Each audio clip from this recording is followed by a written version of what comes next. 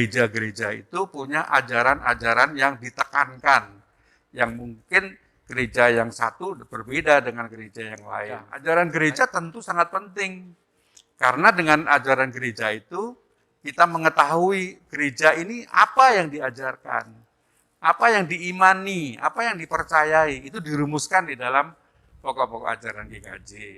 Pokok-pokok ajaran ini juga menjadi arahan atau bimbingan untuk gereja itu sendiri di dalam menjalankan tugas panggilannya di tengah-tengah dunia.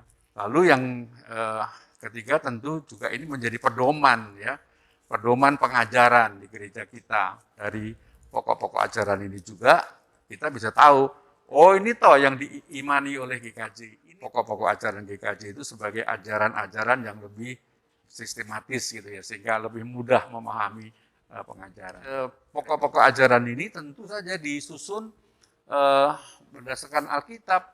Tetap Alkitab itu menjadi sesuatu yang tidak boleh kita abaikan. Tidak berarti bahwa kita sudah punya pokok-pokok ajaran lalu kita tidak membutuhkan Alkitab.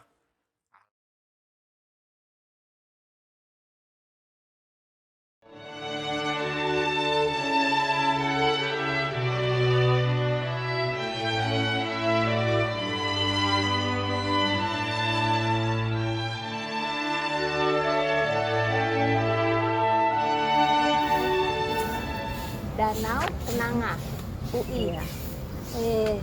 Jarang-jarang kita bisa ketemuan begini ya, Wit. Iya ya, Mbak ya, tumben ya. Tumben banget.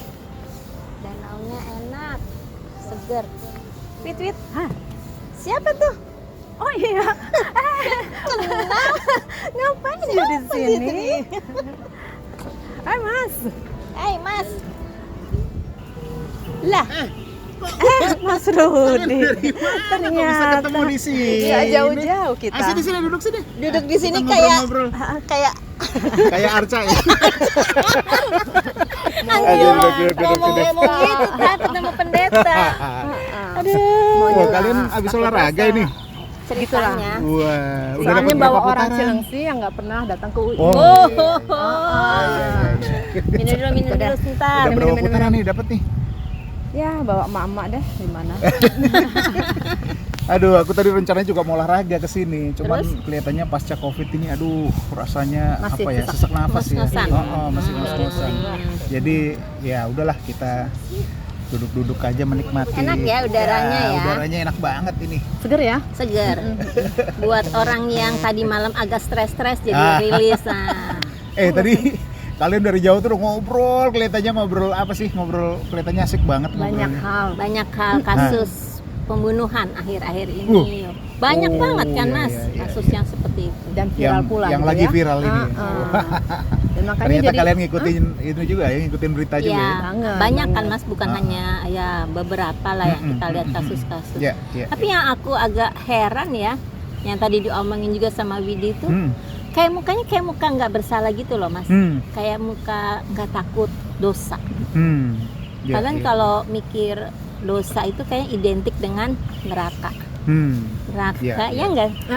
Neraka nggak selamat dong ya. Ya, memang masyarakat kita kan mengajar kita begitu ya.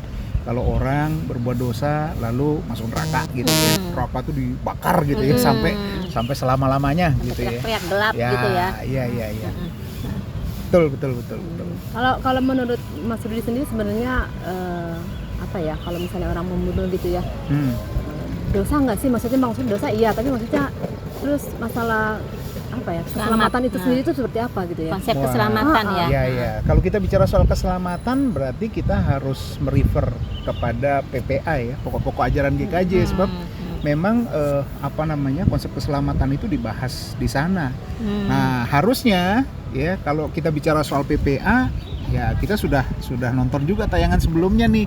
Pak Ya, Joko, ya, Pak Joko kan bahas Ya, soal ya. ajaran gereja tuh. Ya. gitu Di situ kan kita paham bahwa ajaran itu sebetulnya kan intisari dari Alkitab ya, intisari dari kitab suci yang sebetulnya versinya GKJ. Ya sebenarnya bukan versi GKJ murni sih, karena ajarannya itu berlatar belakangkan ajaran Calvin ya. Johannes Calvin itu adalah bapak reformasi kita. Nah, konsep keselamatan di dalam GKJ bagaimana? Nah, konsep keselamatan di dalam GKJ itu sangat khusus. Kenapa kok sangat khusus? Karena PPA GKJ itu dibuat berdasarkan konsep itu. Jadi konsep itu disebut sebagai konsep soteriologi. Susah amat, coba ulang lagi. Soteriologi. Ya, maksudnya itu gimana bicara tuh soal detailnya? keselamatan. Jadi PPA GKJ itu ditulis memang dalam rangka memahami rencana keselamatan Allah yang sifatnya utuh gitu ya, menyeluruh, memulihkan dunia yang sudah jatuh ke dalam dosa ini. Jadi intinya begini ya, kalau kita bicara soal keselamatan, intinya Allah itu menciptakan manusia ini atau alam semesta ini baik, karena kita baca di dalam Alkitab kan, ketika hari ke-7 Allah beristirahat, Allah melihat segala sesuatunya kan sungguh amat baik tuh. Artinya ciptaan Allah itu sempurna gitu kan. Itu yang pertama. Lalu yang kedua, manusia jatuh ke dalam dosa nih, gitu kan? Manusia jatuh ke dalam dosa, hubungannya terpisah dengan Allah, begitu kan? Nah, dalam hubungan yang terpisah itu, manusia kemudian berada dalam kondisi yang tidak selamat, gitu kan? Nah, karena manusia tidak bisa menyelamatkan dirinya sendiri, maka Allah berprakarsa untuk menyelamatkan manusia. Oleh karena kasih-Nya, Allah bertindak dan menyelamatkan manusia. Gitu. Itu inti dari ajaran GKJ soal keselamatan. Gitu. Cukup ini ya, berat juga ya. Berat. Ya, memang Ngomonginnya nggak akan bisa.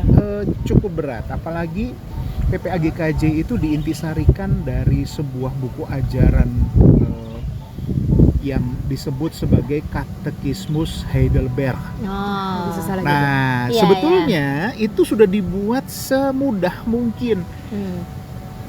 Kenapa kok begitu? Ya karena diharapkan semua orang bisa baca dan bisa menjawab pertanyaan-pertanyaan umum yang biasa ditanyakan orang.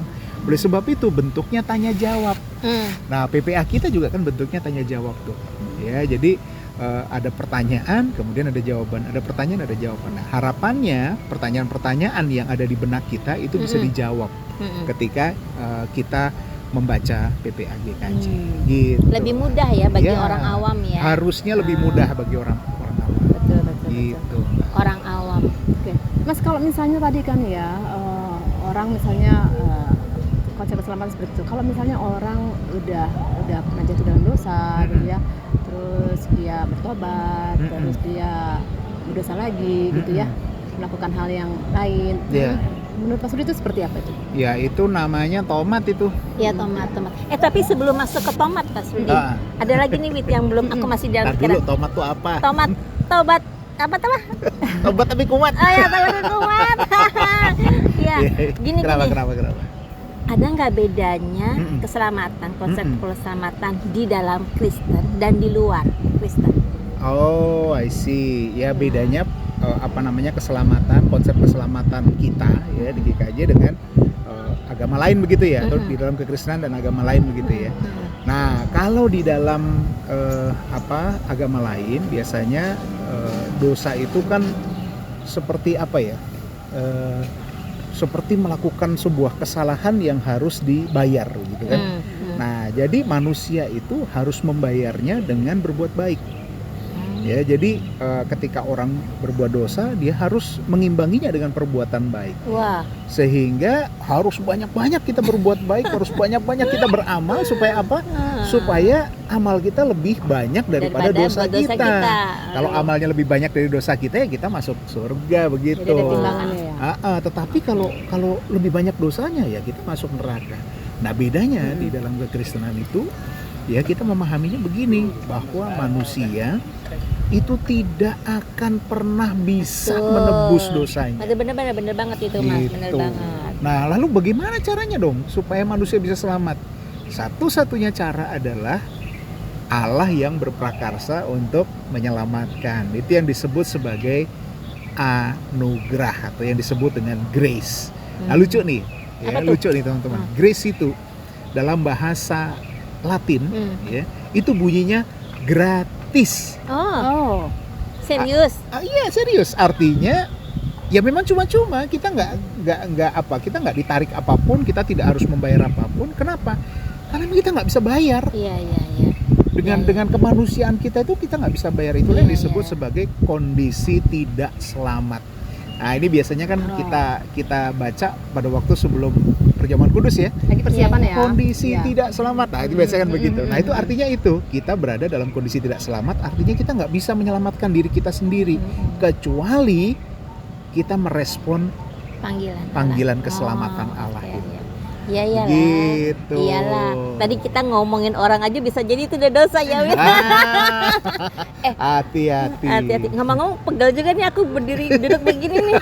Kamu enak begitu Mas Posisi Rudi. lagi. Itu kayaknya Mas Dwi ya? Iya. Ya sana yuk. Yuk sana Ya pindah yuk. ya. Mas, Yuk.